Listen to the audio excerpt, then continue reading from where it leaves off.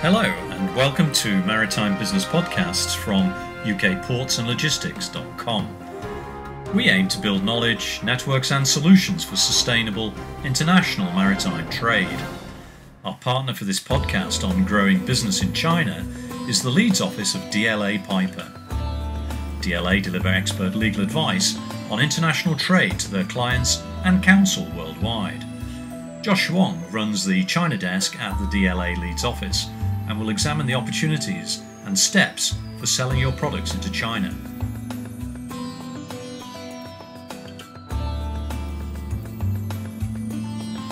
This presentation deals with the different options for establishing an entity in China.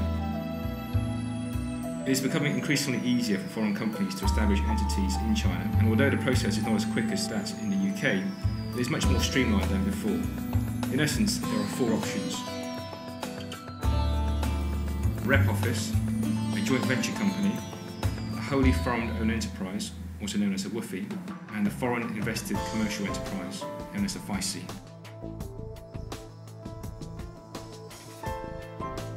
In respect of the rep office, these are becoming less popular now that it's become easier to establish wholly owned entities which can trade on their own right.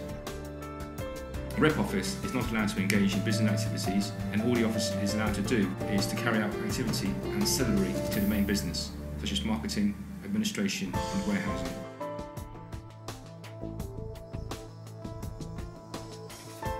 Joint venture companies are a good vehicle if you have a Chinese partner you wish to work with. The advantage is that you are able to rely on the expertise of your Chinese partner who has local knowledge to drive the business forward.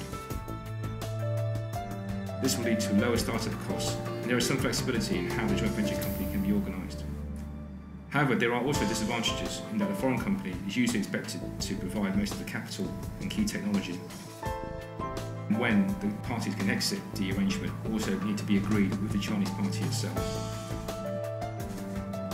It is hugely important when considering a joint venture company to do adequate due diligence about your partner in China.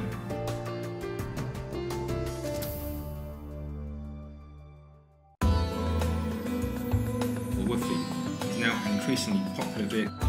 It gives the foreign company 100% ownership and allows it to carry out business on its own right, and is capable of issuing invoices to customers and also to receive revenues in Chinese currency. It is also possible to convert Chinese currency into US or sterling and to have that currency remitted back to the parent company outside China. The main disadvantage is that WFIs tend to have stronger restrictions than domestic Chinese companies in respect to business coverage, and there are some rules about trading environments which WFIs can operate in. Also, you might miss out on the local knowledge from the joint venture partner.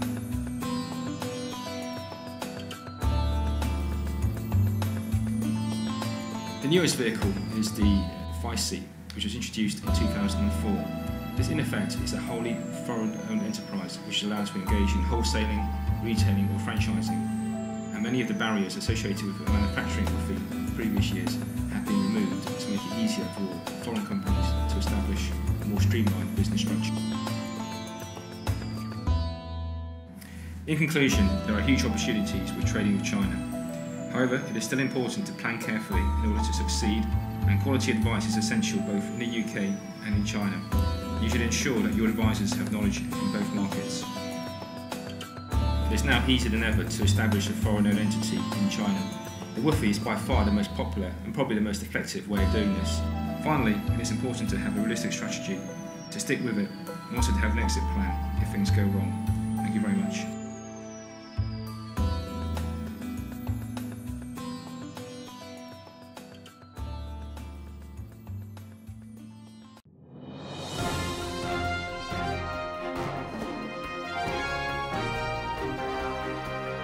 To listen and view more business podcasts, log in to ukportsandlogistics.com, your partner for international maritime trade.